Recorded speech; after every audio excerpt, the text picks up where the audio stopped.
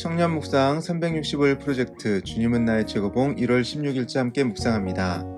오늘 묵상 말씀은 이사야 6장 8절입니다. 내가 또 주의 목소리를 들으니 주께서 이르시되 내가 누구를 보내며 누가 우리를 위해 갈꼬. 우리는 수많은 소리 가운데 매일매일을 살아갑니다. 우리 자신의 욕망의 소리, 우리를 유혹하는 소리, 그리고 양심의 소리, 더 깊은 곳에서 들려오는 하나님의 말씀하시는 소리입니다. 우리는 우리 자신이 하고 싶은 것에 이끌릴 때가 많습니다. 이것은 인간의 자연스러운 모습입니다. 나쁜 것이 아니라 하나님께서 그렇게 우리를 만드신 것입니다. 그러나 이때 우리가 생각해야 할 중요한 원칙이 있습니다. 전도서 저자가 말하듯 너는 청년의 때에 너의 창조주를 기억하라 하신 말씀을 새겨야 합니다. 사도 바울이 전한 말씀처럼 무엇을 하든지 주께 하듯 하라는 말씀을 새길 수 있어야 합니다.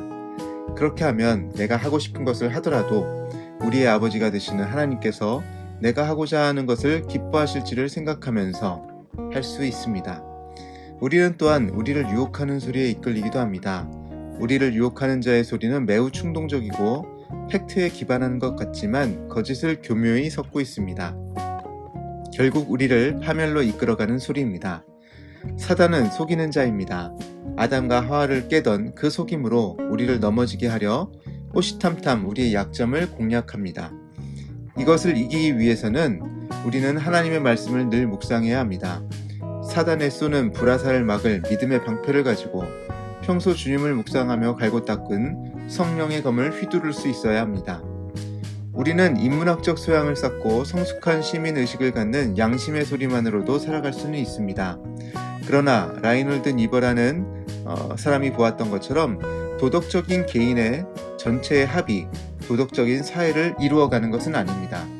우리는 그것을 집단 이기주의, 성숙한 민주주의 국가들에서의 약자에 대한 혐오와 배제를 통해서도 보게 됩니다. 성숙한 인간의 의식만으로 세상은 구원받을 수 없습니다. 그래서 하나님은 우리를 부르십니다. 세상의 빛으로, 세상의 복으로 부르십니다. 우리를 아주 특별한 사건으로 부르십니다. 오스왈드 챔버스 목사님의 말씀처럼 부름은 부르는 자의 속성이 표현된 것입니다. 아주 특별한 사건 속에서 우리 영혼이 하나님과 깊은 관계를 유지할 때 우리에게만 들리는 하나님의 음성이 있습니다. 하나님과의 관계성 가운데 우리는 그 부르심을 듣고 하나님의 성품이 드러나는 그 부르심의 음성 가운데 우리는 응답을 요청받습니다. 오스왈드 챔버스 목사님은 우리가 하나님의 음성을 듣지 못하는 이유를 자신의 음성만을 들을 귀가 있기 때문이라고 합니다. 우리에게 근본적인 깊은 변화가 있어야 한다고 합니다. 맞습니다. 그 근본적인 변화는 결국 하나님과의 관계성을 추구하는 데 있습니다.